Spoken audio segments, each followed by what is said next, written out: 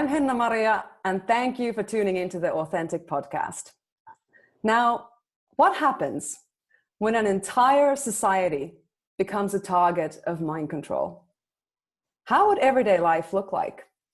How would the programming influence the individual, their mood, their health, their relationships, and the very experience of life itself? This is what we are going to get into today with my guest, Zeck. Ali is an advocate for holistic trauma-informed therapy and is specialized in educating people about the nature of groupthink, mind control, and gaslighting. Thank you for being on my show, Ali. Thank you for having me, Henna, very much.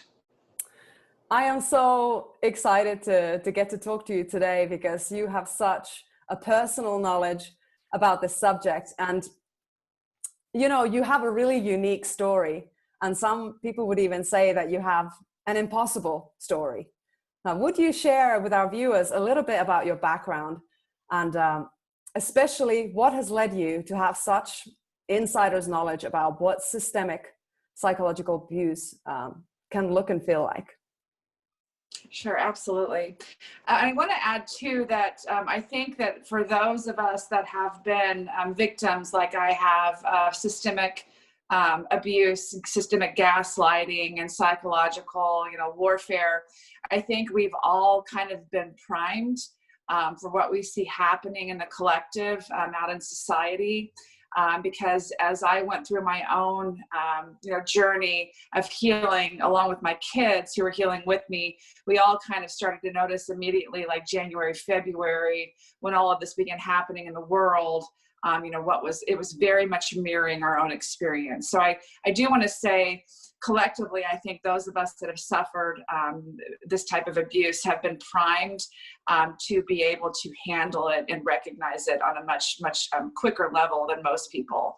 But my story is not unique, and then it's very, very unique in that I was raised, in a Midwestern town and got very good grades and grew up in what I thought was a very normal family. Very kind family, but really, as I've come to find out, very, very dysfunctional family, very steeped in generational abuse and really maladaptive coping patterns in order to deal with life and with anxiety.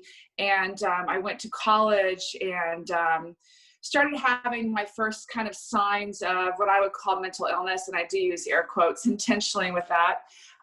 But found out later on that it was just basically anxiety. But at the time, I checked myself into a psychiatric hospital because I had been trying to control my environment through food and through food modification, because the environment was so chaotic and I did not have the tools to adapt and to cope with a chaotic environment and implement structure. I started using food and diet and exercise as a way to control my environment. And so checked into a mental hospital, a psychiatric hospital for eating disorders, and they basically just pronounced me as bipolar with overexercise as a secondary diagnosis, and then they put me on Prozac.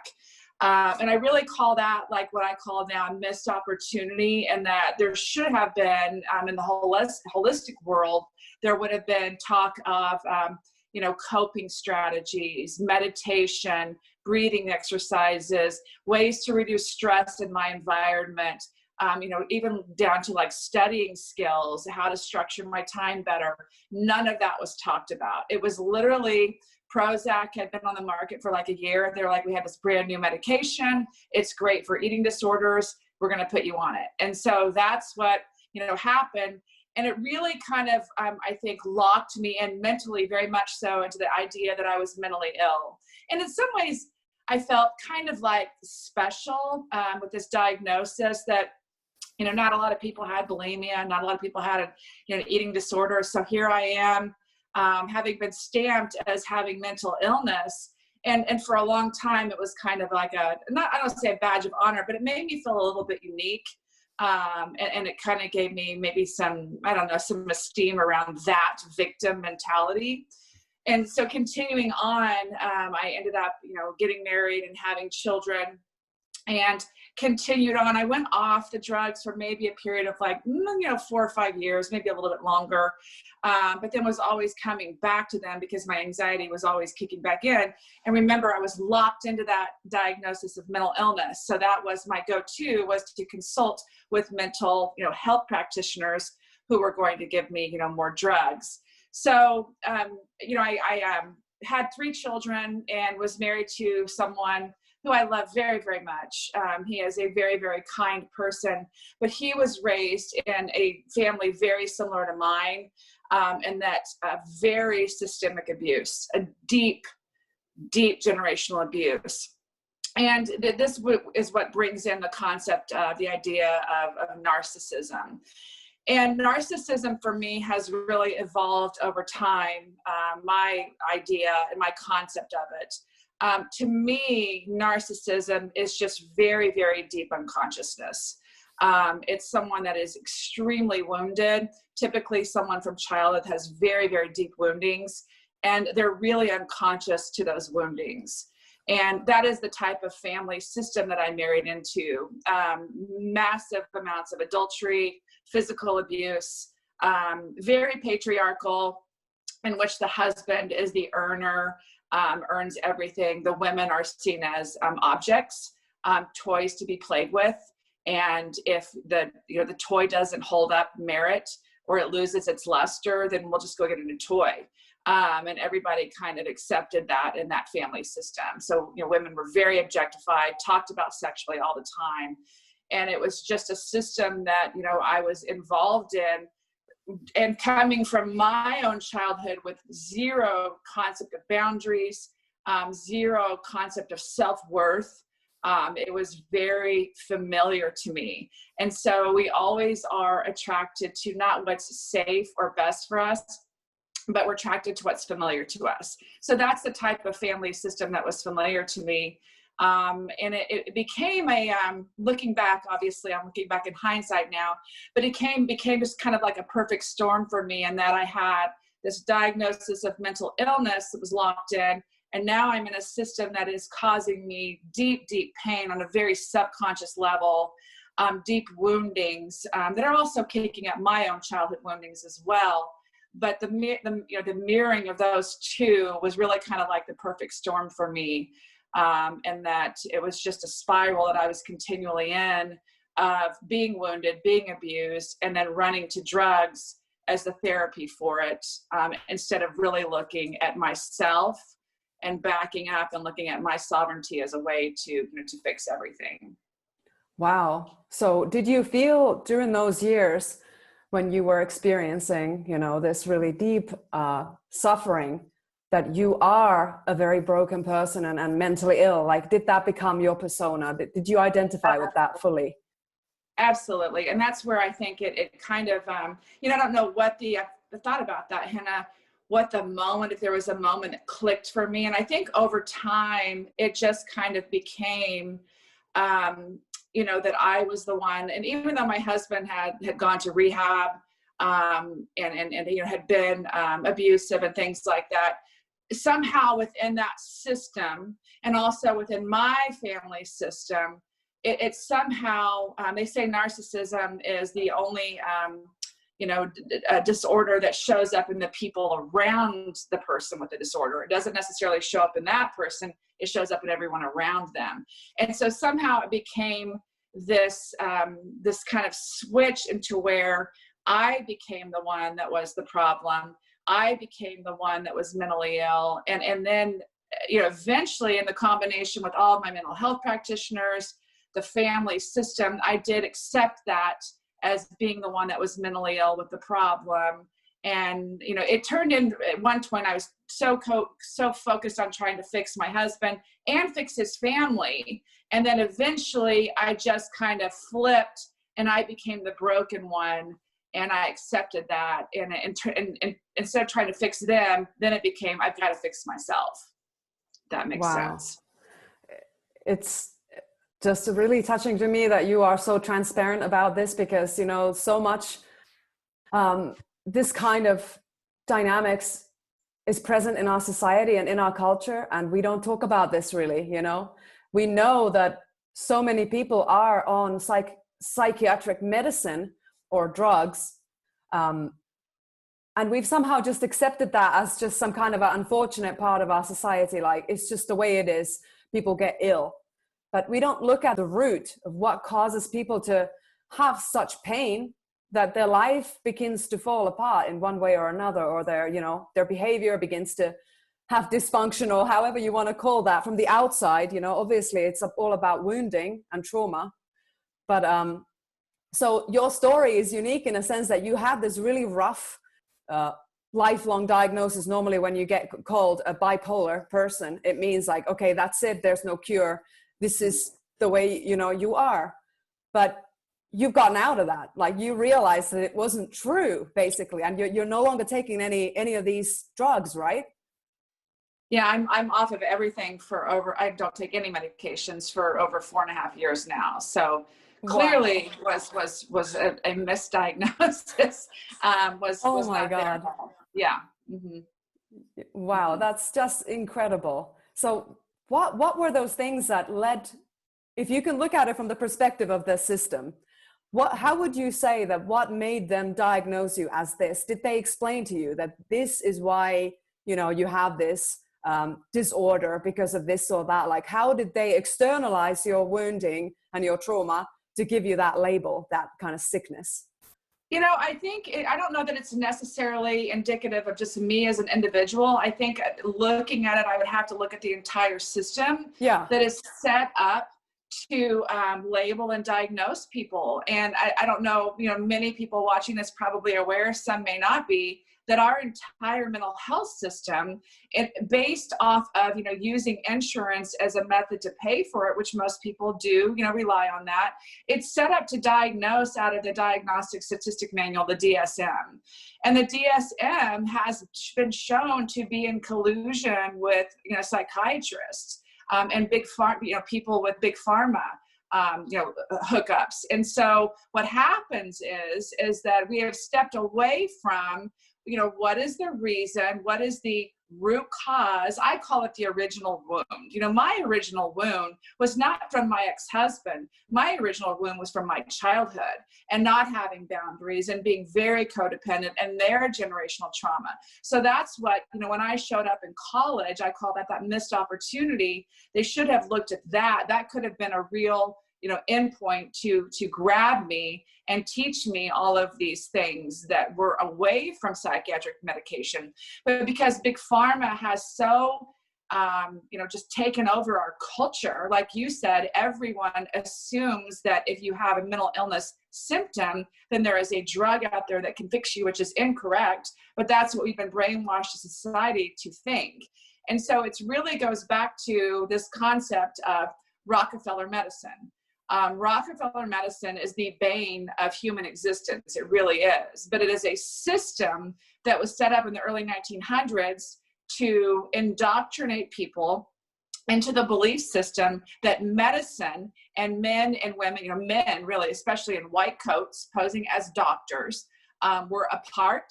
They were unique. They were special. They were not to be touched or questioned or challenged. And they could give us a diagnosis, and we were to accept that diagnosis. And then if you're in mental health, then you are to accept it and take the medication. And even in my story, Henna, I can remember several times arguing. I mean, I argued pretty much the whole time I was on medication because it just never felt right to me. But I can remember arguing with my doctors or even my mental health practitioners and saying, I don't feel right. There's something not right here. And they would call me, argumentative, say I was difficult to deal with. My last psychiatrist threw up his hands and said, I don't know what to do with you, Allie. This medication works for everybody else. Now, keep in mind, I found out that one year he had over 3 people that I heard of commit suicide in his practice. But to him, he was conveying to me, these medications work for everyone, Allie. I don't know what the problem with you. So it kept coming back to me that if I don't take this, if I don't give in, if I don't wear a mask, if I don't submit to this authority, then I am a problem. And so that's how I threw the mask thing there, because that's how subtle it is that the system is able to like I said earlier, take a person and basically have them turn on themselves, where they realize that they're the problem because they're not getting along, they're not submitting, they're not wearing a mask, they're not taking their drugs on time, they're the ones that are failing, and they're the ones that are causing a problem. Right. So this is essentially a form of gaslighting. Mm-hmm. Yeah. It is. Yeah. And I will be honest, I still struggle. My daughter, Emma, is amazing on gaslighting as well. She's actually done a ton of stuff to help me. But, I still struggle. And I think people that have been gaslit before, I personally, for me, feel like there's a little bit of an open hole somewhere, whether it's my naivete or, I can be very gullible. I'm really easy to look for the good in everyone and to assume that everyone operates like I do. So I can be, gaslit very, very easily, but I can also catch it pretty quickly and get away from it. But it's very, very easy for someone like me to be taken in. But yes, this is what's happening in society now. Absolutely. So gaslighting, for those who, for some, it may be a new term. It basically means convincing a sane person that they are crazy, or attributing things that they haven't done to them, and doing it consistently to the point of where the person themselves may begin to believe the story and question, did I do that? Was it my fault? Is it me? This kind of dynamic. Absolutely. It's funny because I did not even know the concept of the term gaslighting, I think, until like 3 years ago. And before that, I had made it up. I had made this up like 10 years ago. I called it my red chair theory. And so I told my sister, when I was dealing with my husband's family, I would feel like, I said this to her many times. I said, it feels like I went out and painted this chair red. And I picked out the color. It's this beautiful coral red color. And I painted it and I love it. And I show it to someone in that family. And I would say, don't you love this red chair? And they would be like, that chair's blue. What are you talking about? And it would be this catch in my mind, like, no, it's red. I know it's red. I painted it red. And then everyone, collectively would be like, you're insane. That chair is blue. We can all clearly see it's blue. You have a problem. Just can admit that their chair is blue now. And so that was what, and I lived like that. And that was my theory. That was what I was like, this is what's driving me crazy, I think. And then when I saw the concept of gaslighting, so validating to me to see that my red chair theory, this is what, it was, where people or systems are trying to convince you that the reality you are experiencing and you are feeling is actually not what's happening. So when I would go in and I would say to my doctors or my mental health people, these drugs are making me feel weird. I feel very, very wrong. I'm crawling out of my skin. I'm shaking, whatever the symptom would be. They would tell me, no, that's not the drugs. That's your mental illness. And we just have to find the right drug for you in order to, help you feel better.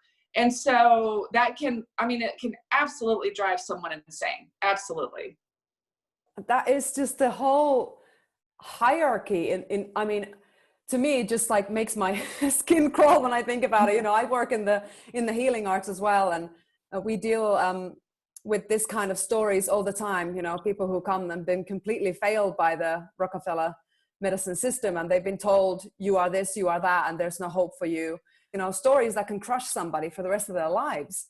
And it just, like the fact that we've kind of, we're being bullied into the position where we should accept that these individuals wearing the white coat know what's best for us more than our own experience of ourself and our health and our well-being.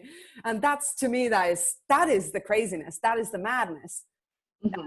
What's happening, of course, now with the whole COVID, psychological operation is that we're being told that even if you feel completely healthy and you have no symptoms, you cannot possibly know that. You have to take a test. And this system, which is above you, in knowledge and in expertise, is going to be able to verify whether you are healthy or not.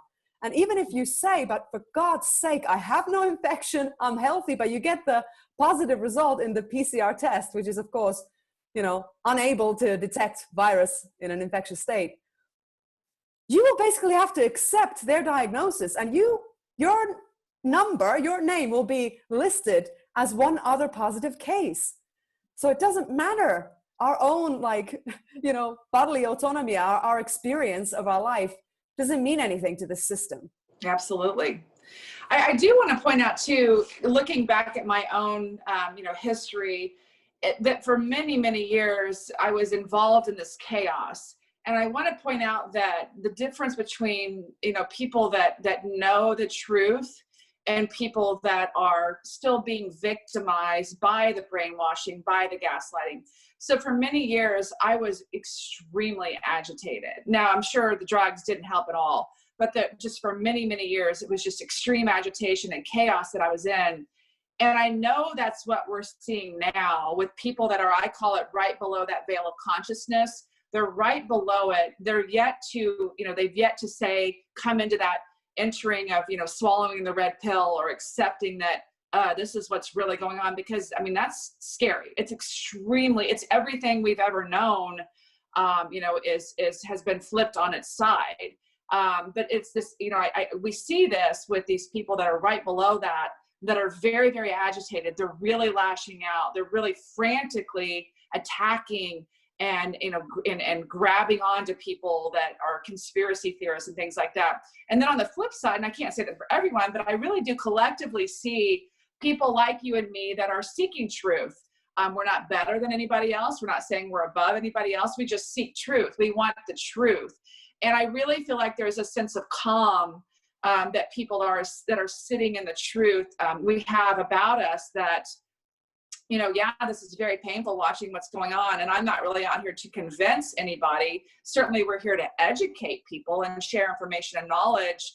But, you know, there was a time when people would come back and attack me and, you know, text me and say, I wish your suicide attempts had been successful. You know, you're spreading misinformation. And I would have really taken it personally.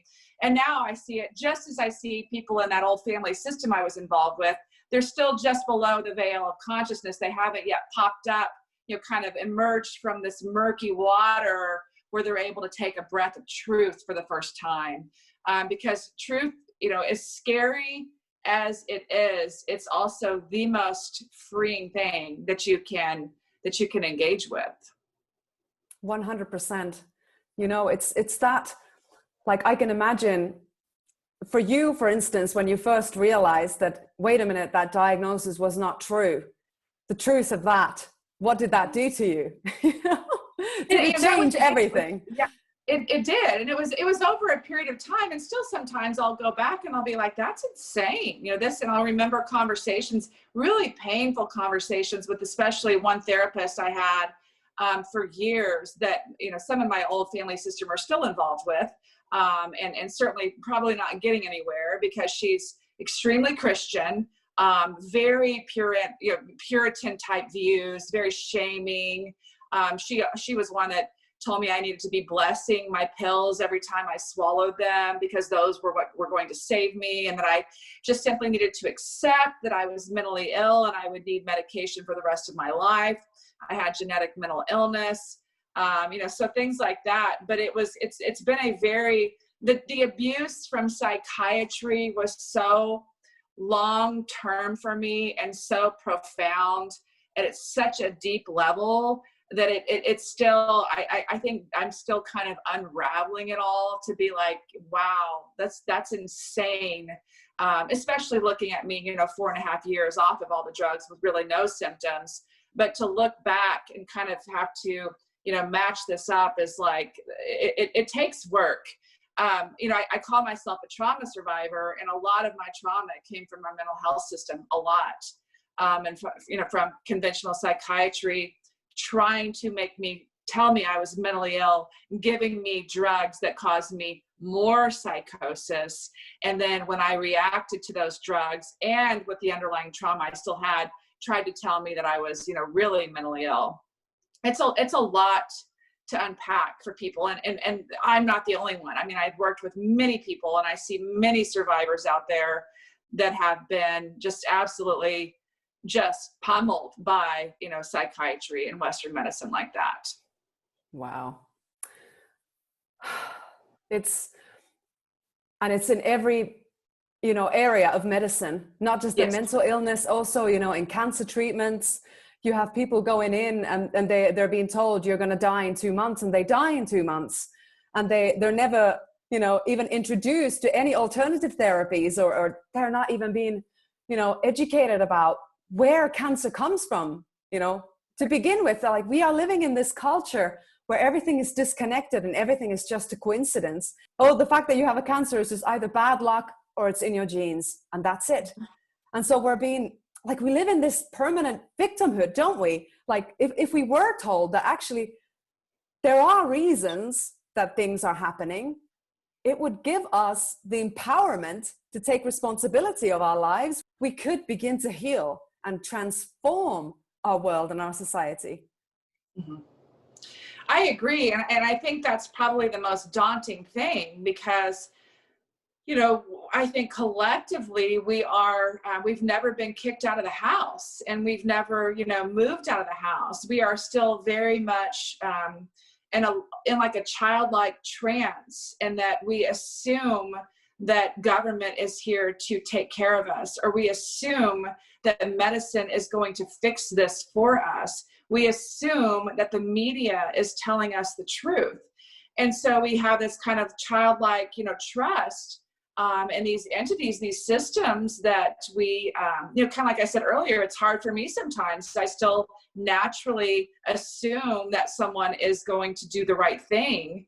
And I have to keep learning that that's not necessarily the case, without being a victim. It just straight up is, some people don't do what I assume that they will do. And so it's waking up out of this trance. And like you said, taking personal responsibility, that is the biggest problem, because we've never learned how to do that. And that's what I think is unique about people that are onto this or awakening, is that we have, we are the ones that we have, been kicked out of mom and dad's house, figuratively, or we have, said enough, mom and dad, as children. I've said this before. We don't have the ability, when we see abuse happening, when we see things going on, we don't have the ability to say, you know what, mom and dad, you guys are really messed up. I'm going to get in my car. I'm 8 years old, and I'm just going to go get my own apartment. We don't have that ability. We have to sit and watch, what's taking on. And then we find ways, right, that are usually maladaptive to cope with that. And so that's what many in childhood, this is how generational trauma keeps repeating itself. But now as adults, we do have that ability. We just don't realize it yet, nor do we realize how painful it may be, to break away from that system. It's very much like swallowing a, really large red pill that many just aren't ready to do. And that's what, I know you spend so much time on this, talking about the inner work that needs to be done. And that's what this comes down to, is the inner work that all of us need to be doing. This started with me. It started with me, 5 years ago is when I really started walking into my process of awakening and taking in all around me, and really starting to do the work to look at myself. What am I responsible for? Am I a victim of that systemic system that I was involved with? Absolutely. Did I make choices to stay in it? Absolutely. So it's taking personal responsibility and learning how to own ourselves, learning how to own our minds, own what we're responsible for. And that's what, really eventually will get us out of that victim mentality that everybody's in. But it's very, very difficult to take responsibility for ourselves. It's hard. It's very hard. Yeah, it's so hard. And what you were sharing about the, like, identifying with the story that the medical industry was giving to you, that, you are this, you are that. We can do that to ourselves also, from our lives growing up. I am the child of the broken family. I'm the misfit. I'm the one, the black sheep. Like, we give these stories to ourselves, and they can become like you were talking about, the coping mechanisms, like a blanket, a comfort blanket, the way we kind of soothe ourselves, like, nobody understands me, nobody will ever love me. And it becomes something that we can return to when life feels, overwhelming. We can comfort ourselves from that place of, like, it was never going to work anyway, because, I am this and I am that.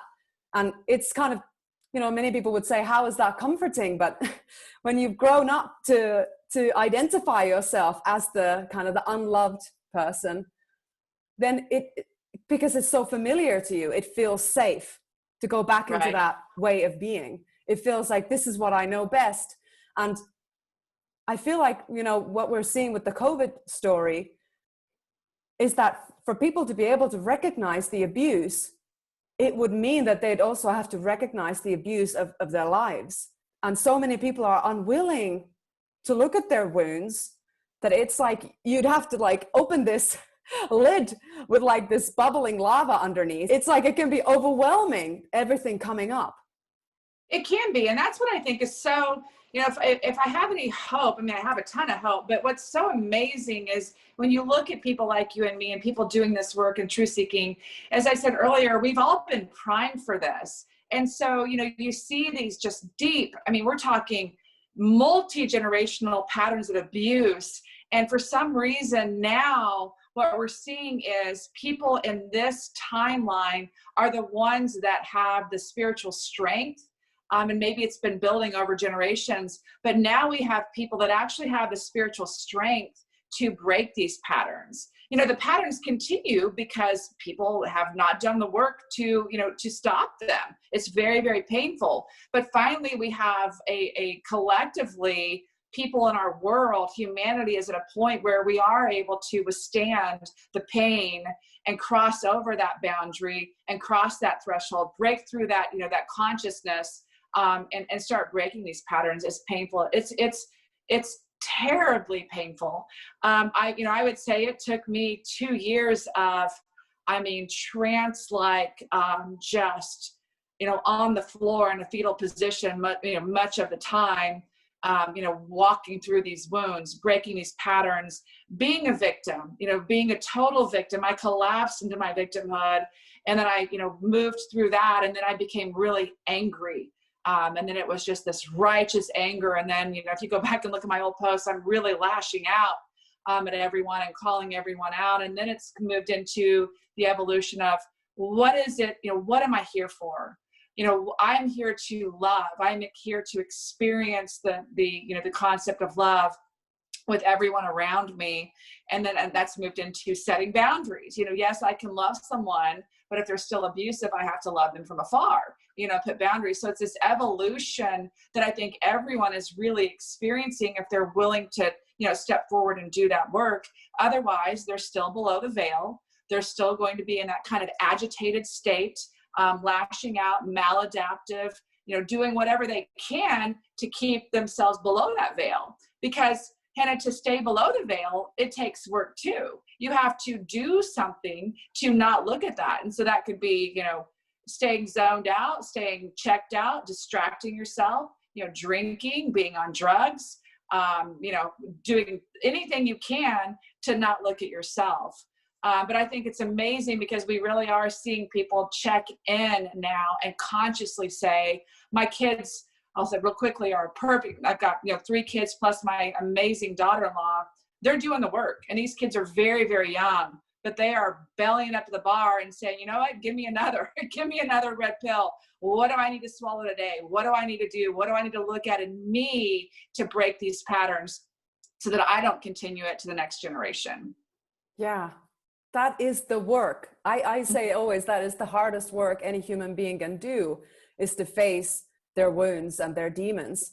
And I see that for us to be able to recognize things in the external world, recognize dynamics between people and between, you know, the society and us and the systems and us, we need to have some of that awareness in our personal life about ourselves. So if we are in denial, for example, about, you know, family dynamics from our childhood, for example, it can be then very difficult to recognize these same dynamics playing out in the society. Like you were saying, what's happening now with people, the agitation. What else would you say is the manifestation of somebody who knows deep down that they are being abused, but is not, for one reason or another, is not able to admit that to themselves or see that?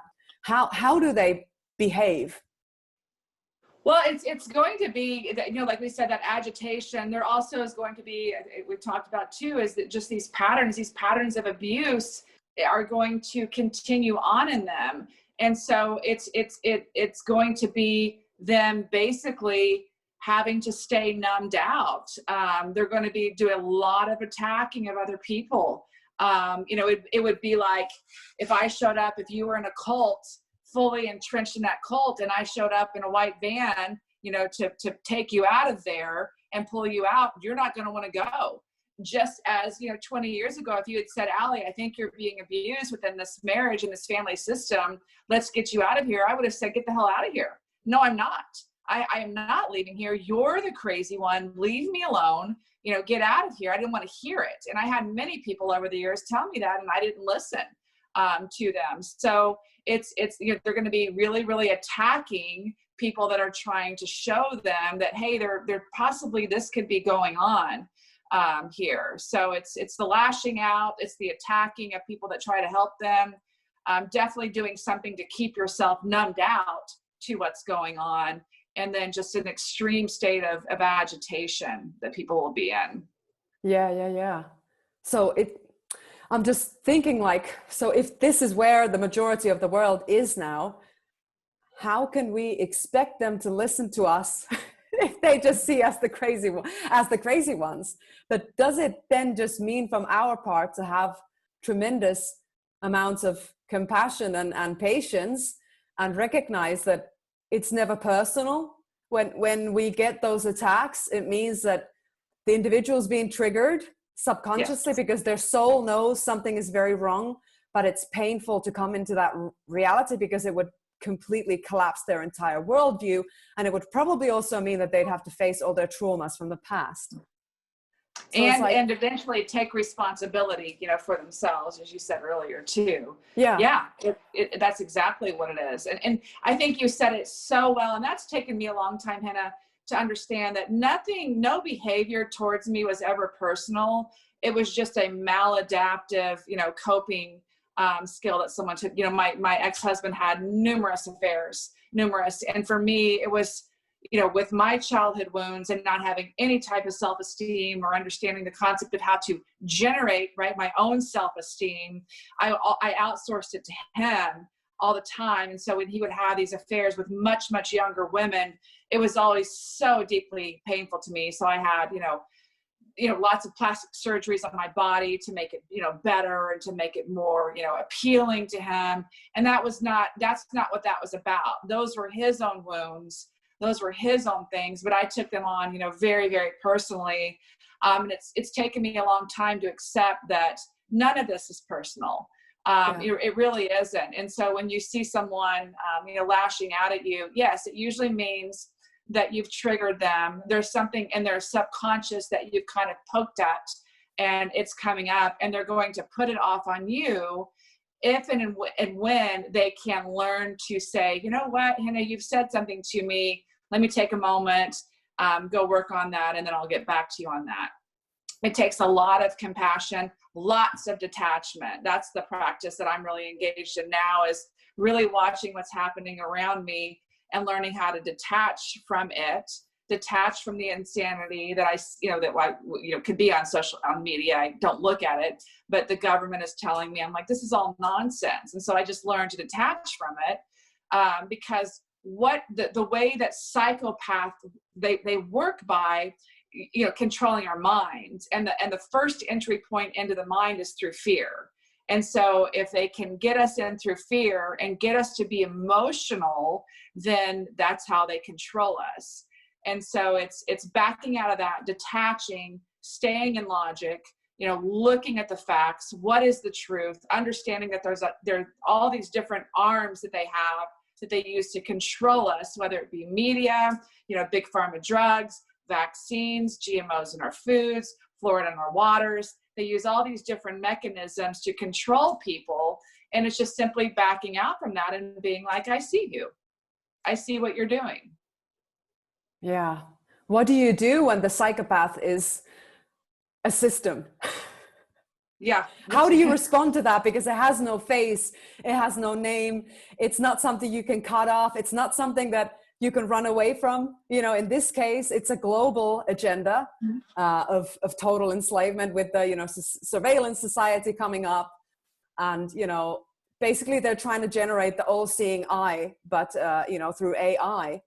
So we will be constantly under the, like, it's like stalking. You know, it's like you're looking at a system of a stalker who's just like totally like not respecting our boundaries at all. So I would, that's actually it. What you were talking about in the journey of the evolution of healing, learning how to set boundaries has to come at some point, and realizing that when you say no to something else, it can mean yes to you.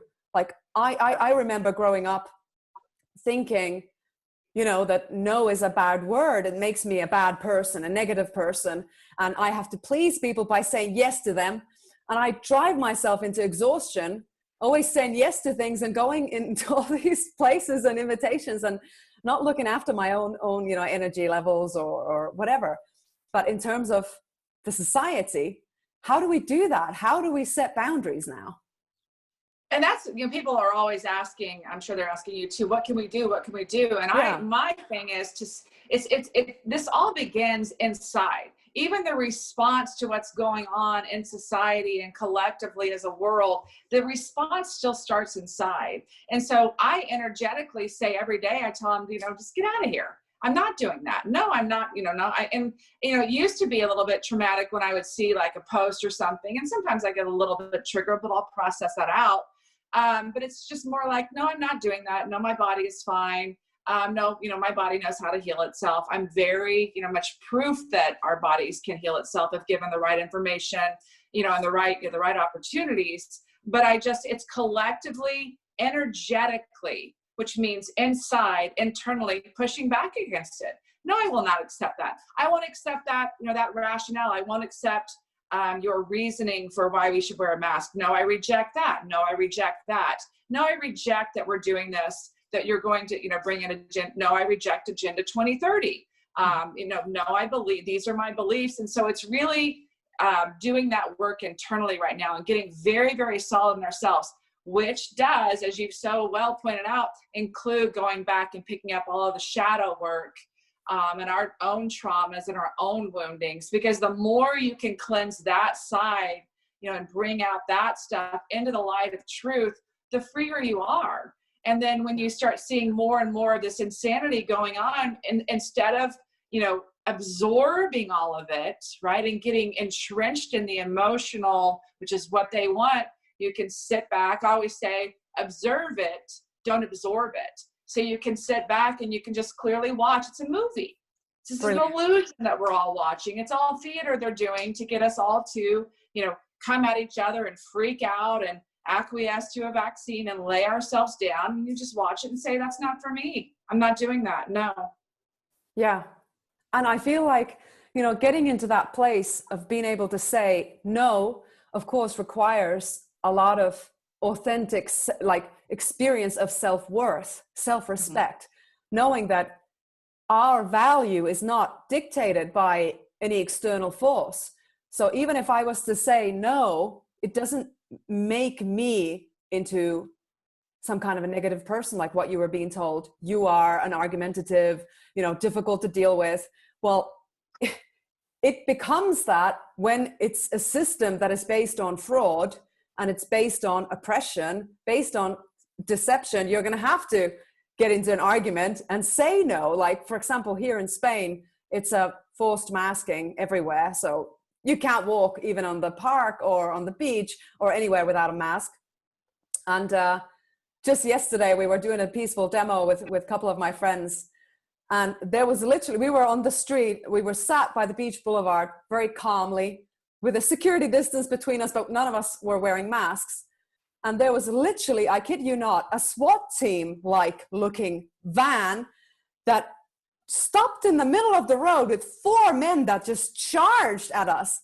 And it looked like we were some kind of like terrorist group that they were going to have to take down or something from the outside. I mean, their hands were shaking when they came to us. They ripped our signs from our hands and they're like, "Where's your mask?" and started shouting. It was like something from a like really bad comedy or something. It was, or a horror film. I can't decide which one, but it was so absurd. And, you know, in that situation, it would be easy just to feel you are the small child who's done something wrong and you have to just take their abuse now. But when you know that, no, my self-worth is not dictated by these bullies, and you know you have the right to breathe. And in our case, we all actually have also a medical exemption from a real doctor, that we were all just calm and we sat there knowing what our rights are as sovereign human beings. And we said, okay, I know I have the right to breathe. I know what you're doing is unconstitutional. By the way, I have been to the town hall before to denounce the police officer who fined me for not wearing a mask, although I have a medical exemption, and I don't hesitate to do it again. And just put the boundary there. And the guy, for me, was, for example, a big guy was shouting at me, and I was not allowing him to take the superior position. I stayed very calm and I just kept talking to him. And eventually he said, fine. And he just left, because he was looking for that energetic, you know, superiority over me. Right. I feel like that is what we need to remember, that we are adults now, because that inner child may very easily just withdraw and feel like, oh no, I'm going to be punished. I've done something wrong. You know, now there's this authority figure that's reminding me of my, you know, parents or whoever, bully or teacher, that I need to just acquiesce and accept this abuse. No, you got to know your self-worth and put. Absolutely. And also what all he's doing is just playing out the relationship with him and his old authority figures, because he clearly hasn't done the work yet to delve in. Because if he had done the work, he would be like, this is nonsense. He wouldn't be doing what he's doing. But, you know, if he's bullying, he's using that. You're just simply showing up as another extension of an old relationship, or, you know, multiple relationships that he hasn't quite figured out yet or hasn't come to terms with yet. So it's just we're all playing out all these unhealed scenarios with ourselves and with each other. And once we can heal those, then we really step into our power. And we're like, you know, surviving what I did, I'm like, damn, you know, I'm a pretty freaking strong person. And I know now that I've had, you know, several people, you know, tell me I won't be conquered. I will not be conquered. Whatever that looks like, you know, I will not take a vaccine. I go out of this earth on my terms, with my mind intact, with my soul intact. You don't dictate to me how I live my life and how I experience, you know, my consciousness on this planet. Nobody does. I'm in charge of that now. Whereas, you know, for most of my life, it's been like, tell me what to think, who should I love, what should I be doing, what should I be saying? No. This is all on my terms now. That's how it works. Wow. That is such an empowered place to live your life in. You know, I feel it's when we haven't done that inner work, that inner healing, it's like we're always looking for ways to seek that validation from somebody else. And so, like in my case, for example, I was always looking to fit into whatever group of friends I would be in by kind of being a chameleon. I would read the energy and I always thought I knew what was expected of me. So I morphed into that person for that group of friends and this person for that group of friends. And I had like multitude of different masks. I never was diagnosed with anything, but I'm sure I could have been diagnosed as multiple personality disorder if I ever had the chance to be diagnosed, because I was so slick at being able to, you know, change from one henna to the other, because I was so desperately, you know, insecure of people can really love me for who I am as me. I don't need to change. If I talk to you, Ali, or if I talk to my husband, or if I talk to, you know, the neighbor, I can be the same henna, you know, and this has been for me like an absolute revelation, because I was literally like a chameleon. And one part of, I can share, like part of my healing journey was I shaved my head. And that was like a ritual of total transparency. Like I decided that I need to learn how to be me and be authentic and show myself to the world and my authentic feelings too. Because I was always the funny one, the one with the good mood, you know, never sharing anything that was happening in my family, any of the traumas that I was going through.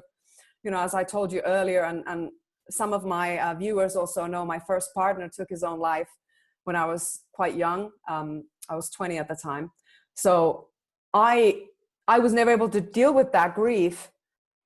So I just learned to act as if it never happened to me. So I had this severe split in my psyche, you know. I just totally disconnected from that reality. So I had all these different masks. And so when I did the shaving of the head, I promised to myself that I have to also learn how to express how I'm really doing. And man, that was tough. That was so hard. And I feel like that's an opportunity now for us as well. Like, if only people were expressing how they really feel, because I feel most people are not feeling good with this, but they are so afraid of giving voice to their authentic feelings that they rather just tell you to shut up and stop agitating them. Everything is fine. It's like they're holding on to this external sense of safety, whatever mask it is for them, if it's their career or, you know, whatever their looks. It's like, don't take it away from me. This is my last piece of safety, my fortress, you know, of security. Whereas if they knew that they were loved anyway, as they are authentically, however, you know, broken or healed they are, we could just begin to communicate. And, you know, we could say, frick, I feel the same way. I'm also scared. It's not bad to be scared. It's a natural feeling when the world is, you know, flipping over 360 degrees. We don't know what the heck is going on, you know, although some of us know that there is a lot of deception happening now in the systemic level, serious mind control and gaslighting. But still, none of us know what's going to happen next year. We're all in the same boat in that sense. It's all totally unclear for us. Right. And it's very interesting because as they attach to those points of safety, as I did, you know, my entire life, what was really happening were those points of safety I was attaching to were all false. They weren't really safe. It wasn't really going to, you know, save me at any point. And that's what we see now too, is everyone, you make such a good point. Everyone's attached to like their last, you know, vestige of safety. Like, you know, no, mom and dad are going to take care of us. You know, government is going to take care of us. You know, if you're a Q supporter, Trump is going to come step in and take care of us. You know, we are going to be saved. And the work on saving starts inside. It has to start inside. Anything else is an illusion. Anything else is a childlike fantasy that someone is going to walk in here and save us. I know that's really, really scary, but that is the reality. But that's also how we get our power, is by acknowledging that, like you said, this is really scary, but the work has to start with me. I have to be responsible for myself first and foremost, and therefore I'm the one that's going to be in charge of this. Absolutely. And I see that as a very dangerous dynamic when we're being told that this one thing, you know, this vaccine is going to save you now. And when you take this, then you don't have to wear the mask anymore. It's like they're playing this game, but you don't understand, like you understand, but people don't understand that if you say yes to that dynamic, it means they got you then, and they can play it over and over and over and over again. They can say, oh, but did you not know that you have to get the vaccine every 3 months? Or now there's an Ebola outbreak. You have to get another vaccine plus the COVID vaccine because that's still in circulation as well. And okay, did you not know you also have to take the microchip? It's a never-ending cycle of abuse and dependency. If you give your power to their hands, you don't know what they're going to do with that. No. And that, again, I just tweeted that this morning, and that the psychopathic mind, many people don't understand. It's the concept, if you give them an inch, they'll take a mile. You know, if you give them an inch with the vaccine and you with the mask, you know, oh, it's just a mask. If you give them that inch and there's really no valid reason for wearing it, then they're going to take liberties somewhere else. And it's going to be continuing because they know they've already got you. They've already hooked you on fear. And, you know, you're obeying them. And so they're, like you said, great point. They're going to continue on. It's going to be one thing after the other. It's going to be a continual pipeline of things that we have to, hoops that we have to jump through in order to meet the requirements to keep us safe, when it's never been about keeping us safe, ever. No, because if it was, why would there be a, opioid epidemic happening? Why would there be, more chronic illness in children than there has ever been in the history, of humanity? It's clear that health and well-being and happiness and justice and peace has never been on their list of things to achieve, as a society.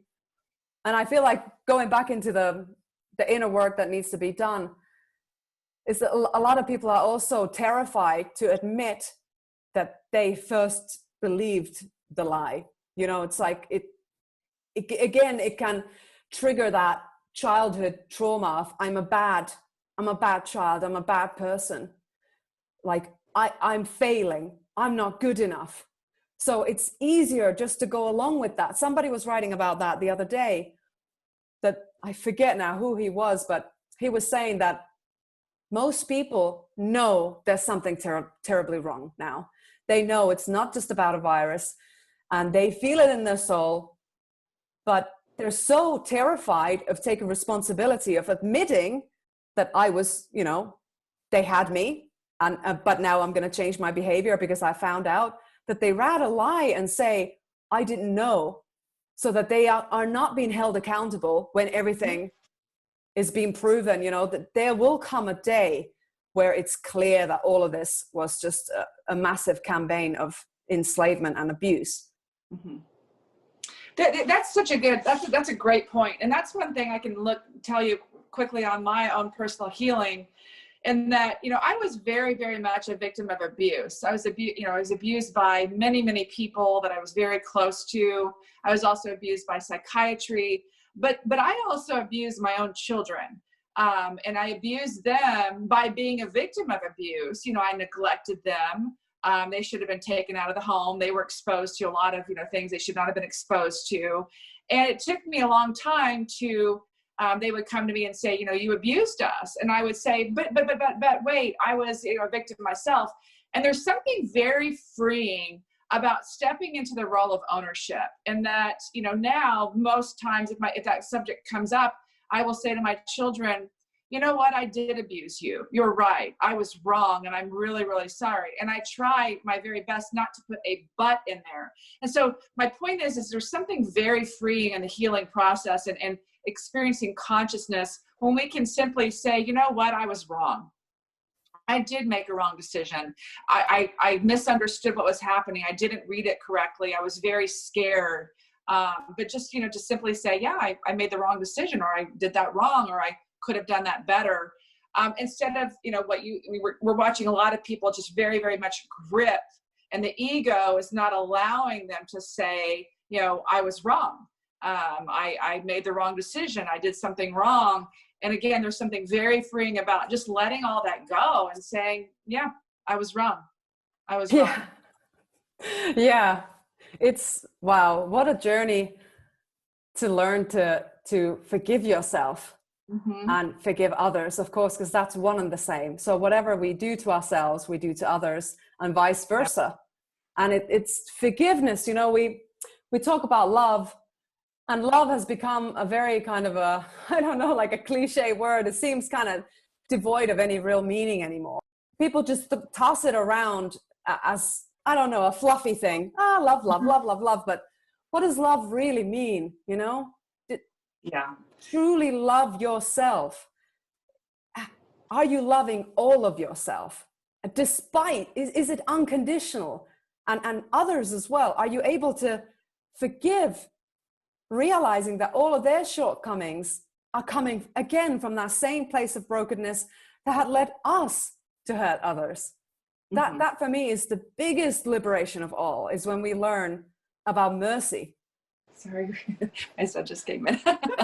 I completely agree. I think that for me, the most empowering thing for me has to learn is to have watched love and all of what we see out in society, and to really understand it, that love in that form is really about attachment.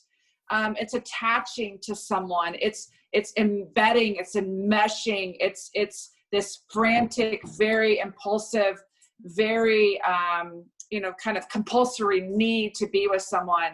And through the work that I've done over the last couple of years, it's really for me been about detachment and detaching from ideas, detaching from people, not having to be, with someone, not having to have a partner, not feeling like I'm incomplete if I'm by myself. And that's been really, really, really liberating for me to come in to understand that I'm able to experience love without having any attachments around me. The more I detach, in fact, I think I really experience more of the consciousness of love and being able to witness myself and other people experiencing, their experience on this earth. Beautiful. Yes, that's it. The love is like the fountain, of the eternal life that fills us all and is the spirit that is within all of us. Mm-hmm. And I feel like this time is asking us to truly put that into practice. How can we love more in a time where it seems like it's just some kind of festive of the dark night of the soul for everybody? Like it's some kind of massive, shadow work that we've taken upon ourselves as a society. But how can we fuel our actions, protecting our, future generations and protecting our integrity and sovereignty with that love, and realizing that even those people who are calling us names and ridiculing us and attacking us, that they will respond better as well if we extend that love to them, even if we are being firm and setting boundaries with that energy of love behind it. Absolutely. I completely agree. It's all, it's again, it comes back to the internal work and really getting your own energy to just kind of let things be, to be able to take information in, and I call let it land, and then you let it land and you're able to pilfer through it and not react. It's that, what Viktor Frankl says, between stimulus and response. It's that point of time where we take information in, and whereas before, for most of my life, I've just literally chaos reacted to it, scrambling, needed somebody else to fix it for me. And now I'm able to take the information in for the most part and watch, observe, and then choose how I'm going to respond. And typically, I do my very best to respond out of love, compassion, and patience for what everybody else is experiencing. Ali, I would love for our viewers to learn the transformation, the transmutation from that, story that you told us that was years and years of suffering and being, in this victimhood and truly, because you were being victimized. But then what did it take you to get out of that? And how did you come into this wondrous, empowered, whole, beautiful woman, that you are now? Well, I appreciate that. It was, it really became down, this is another Viktor Frankl thing, in terms of finding my purpose. It was a process of understanding and really leaning into my intuition. And that's, another thing that I want to point out, that the globalists behind all of this, what they really, really need for everybody to do in order for them to enact their agenda is they need people to disconnect from their intuition. And to me, intuition is like an open pipeline connected to our higher selves, to God, to source, to our angels, our guides. It's this very open pipeline that you kind of see flowing between our consciousness and wherever they may be. And it's when we have trauma and woundings, that pipeline gets kinks in it. And we see now, more and more kinks as more and more fear and more trauma builds up in everybody. So what they're doing is they're wanting us to shut down our intuition, and then they want us to connect to them as the source of information, the source of what's going on. And so if people can bring it back into, that was my work. My work was connecting to my intuition. Yes, I always knew something was off. That's why I was so agitated and chaotic all the time. Now, even amidst all of the chaos going on around me, I'd say 90, 99% of the time, I'm typically pretty chill. And I'm pretty, very, very, am experiencing serenity and peace and calm, going on inside of me, even though that's not what is happening outside of me. But it's becoming attached to that intuition and learning how to listen to that wisdom that is you. My personal belief is that my higher self exists somewhere else in a different, realm right now as we speak, that time is not linear, that we as humans have had to make time linear so that our minds can, make sense of it. But time is just a man-made construct. I exist here and I exist somewhere else. My higher self exists somewhere else. My younger child is always with me. And so it's learning to listen to the wisdom of all of, the people that I've met, the angels that are with me, God that is with me and within me. It's that expression of self, and learning to connect to, my intuition and listen to it and hone into it and refine it so that I can be really, really connected to it. So that if something outside of me shows up, I'm able to immediately, connect and say, I don't think this is right. Again, I do have a little bit of a wound with the gaslighting because I'm always going to project my kindness onto other people. But for the most part, I'm able to really connect with myself and source and keep that pipeline of just knowing, open. And that's, I think, is the work. That's what you see when I talk about the transformation, from myself, for most of my life until, what I am today. It's understanding I have a mission, understanding that we as humans, we chose to be here on this planet at this time for this experience to learn, to grow, to evolve, to expand our consciousness. And am I willing to do that? Absolutely. Will it be painful again? Probably. Am I accepting of that? Absolutely. Because I have experienced enough of the growth and the expansion of self and the peace and serenity that comes with that to know it only gets better from this point on. It'll only get better for me. That's amazing. When you have that inner sanctuary of, knowing that who you truly are and who's always with you as well, when we have that divine support, it doesn't matter if it's complete chaos and storm in the outside world, because this is not all of existence. We're much more than that. So it's like, being that tree that is the bridge between heaven and earth, and just rooted, into who we truly are while we're reaching to our higher self and, the divine, and just let the wind, take us the rain. But we stand in that knowledge of who we truly are and what is our purpose. I love that. And that's what the globalists really use against us, Henna, is that they want us with a very limited concept of self. And they also want us with a very limited experience of our consciousness, as well as our energetic souls. And so meaning that they want us to be scared of dying here on this planet. I know as a light being experiencing, God and God's source, that this planet is but the smallest of experiences that I am having. And so if my life were to end on this planet, I know it's just going to shift energy. And so this doesn't scare me. And that is what scares them, is when people can tap into that source and that wisdom and detach from the problem they're trying to scare us with.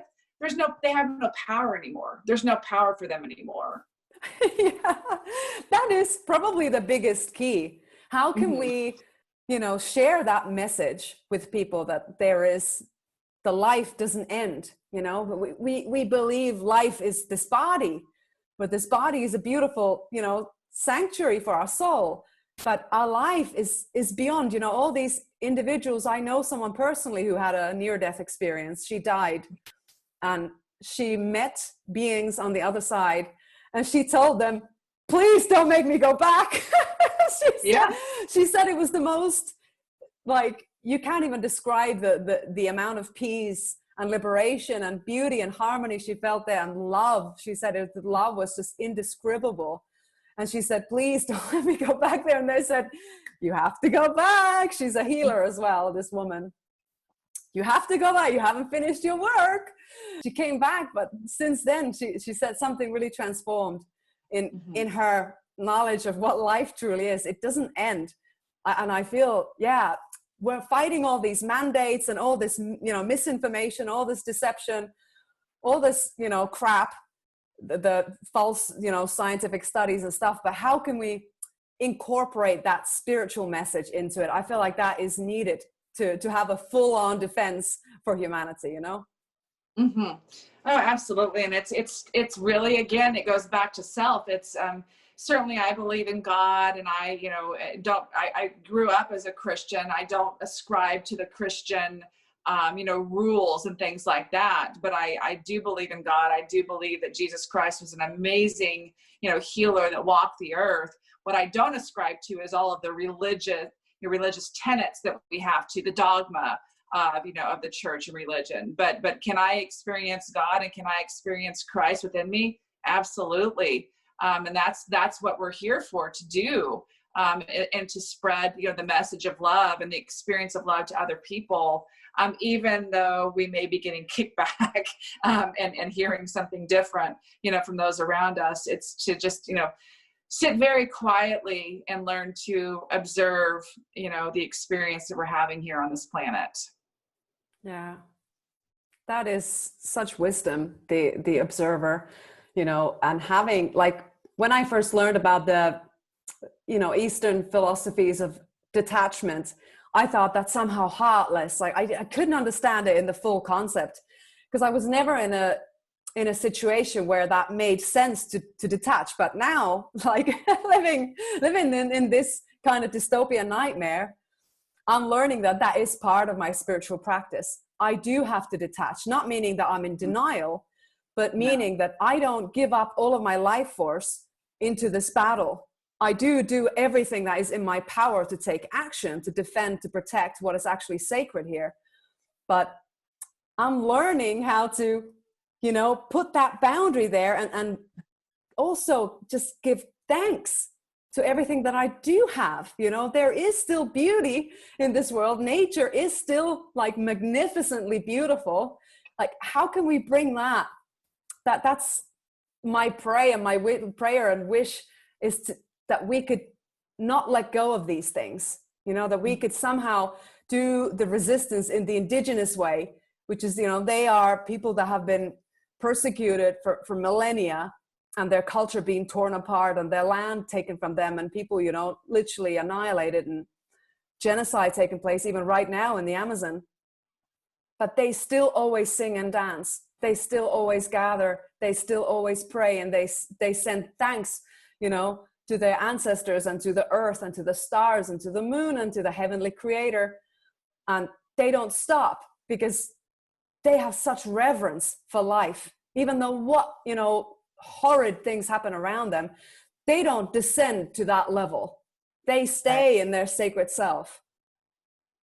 Right. And that's very profound, because they're not attaching to what they see externally going on around them. They're bringing it back to self. And I think detachment is a very, very powerful concept. For me, it's been, detaching from what I was told was important, or what I was shown, or, who I thought I needed to be, or who I thought I needed to be with or surround myself with, what I needed to buy, to make myself of value, who I needed to be to make myself of value.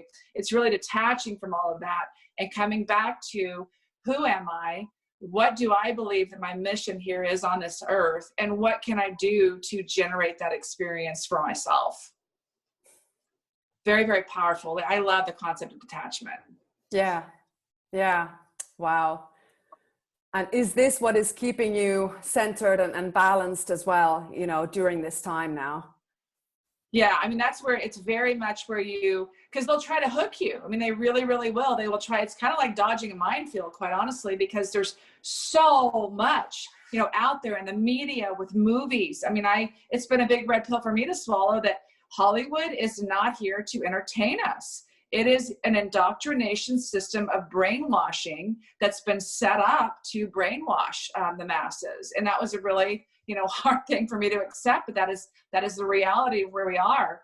But so it's detaching from all of those things around me. And it's, it may be that, detaching would be that I go into a store without a mask on and someone, yells at me. And so I detach from the meaning that they are trying to project onto me that I'm not wearing a mask. It means nothing.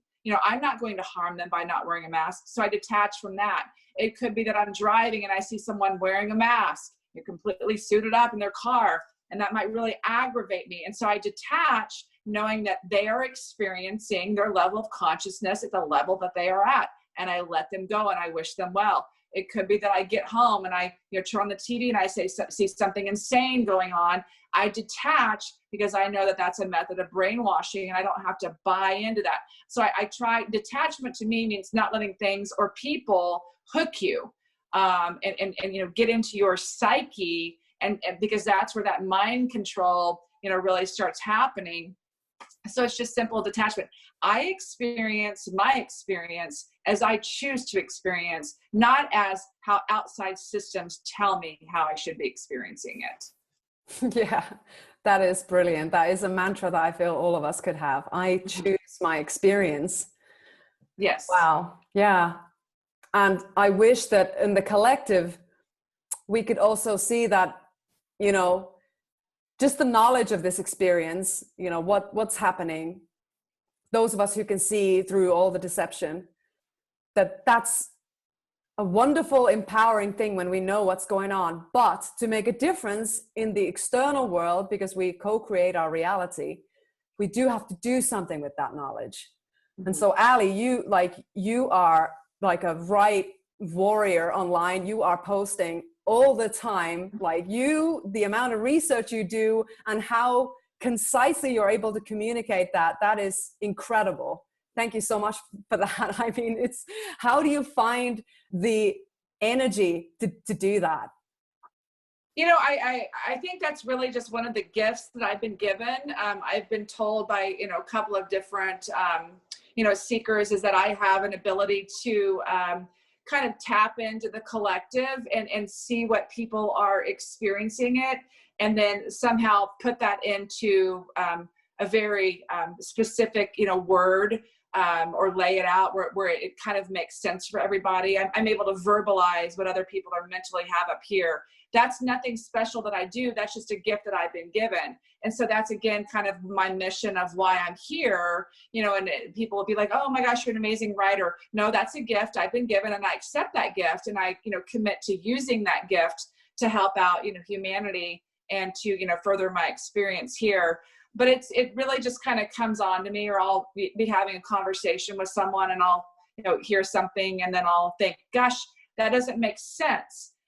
So I need to go make sense of that. And taking, what was a very confusing situation for me, being involved in these really gaslighting situations and relationships, and then my, relationship with the mental health industry was very, very confusing. And so I make sense of things by writing about them. That's kind of like my spreadsheet, how I take the data that's flowing up here and I put it out in writing. And then that's how I kind of break it down, where I'm able to, it makes more sense to me to see it in writing that way. But I love doing it. I'm very, very, I'm very passionate about doing it. Yeah, it shows. And you're just, wow, you're very skilled in it.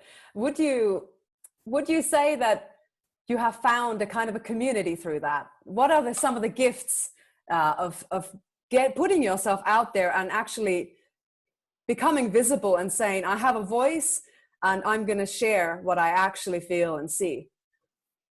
I think everybody has gifts, and people are like, oh, you're so lucky that you can write that way. And I'm, jealous of someone that can do the activism that you do, or people that are artists or painters. My daughter Emma is extremely creative and artistic, and she's got many gifts that I don't have. And so everybody has a role that they can play in this. If you're parenting, I've got, my beautiful daughter-in-law, Kylie, who is raising my grandson, and it's amazing, the work that she's done. Or my son Alec is, just starting his platform where he's able to share data, and he's very much, a researcher. My son Drew is a musician. And so he plays his out, in the musical world. But I want people to, I hope people can see that we all have our own unique gifts that we bring to the world and to this experience. For me, though, on my platform, having the people that have shown up, the most empowering thing I've noticed is that when someone comes in, like a troll comes in onto my page and says something, or even someone just kind of quipping or, kind of attacking someone, I'd say the majority of the people that follow my page come back with love to that person. They do not attack them. They do not tell them how stupid they are, how ridiculous they're being. For the most part, it's very much, they either cut them off, knowing they're a troll and they're not really seeking information, or they'll even very kindly, post a link, or say, have you ever thought about it this way, or look at it this way. Sometimes they can get a little angry. There's a little grit there, which there's nothing wrong with that. But that's been the most empowering thing, is to watch, it's like a little mini world for me of watching, my platform with all the people that come into it, and really just watching them grow, and along with my growth, with my expansion, seeing them learn how to approach it differently, seeing them showing compassion, patience, love to somebody else. It's really coming back at them, understanding that everybody is really at their own level of consciousness. So it's been a huge gift. It's also been very validating, because when I'll post something about, drugs or the abuse affected me this way, and then I'll have someone come in and say, my mom committed suicide on these drugs. Having had, I think I've had 5 suicide attempts, to have someone come in, or multiple people come in and say, I attempted suicide on these drugs, or my mom killed herself, or my dad killed himself. Certainly I would never want that, but it's very validating for someone to say, you know what, your experience on those horrible drugs was very similar to my experience, because with gaslighting, we're constantly looking for someone else to validate our reality for us. So when someone can say, you know what, I experienced the drugs the same way, they were very, very dangerous and harmful to me, it validates my experience that way too. So that's been a huge gift for me, is having my experience validated, by other people. Wow. Yeah. And also you're providing that to them. You're saying you're not alone, you're not crazy. Look at me, this is possible. Now, Yes. What would you say to those people, out there who are really, really suffering now, and they may be feeling suicidal? What would be your words for them?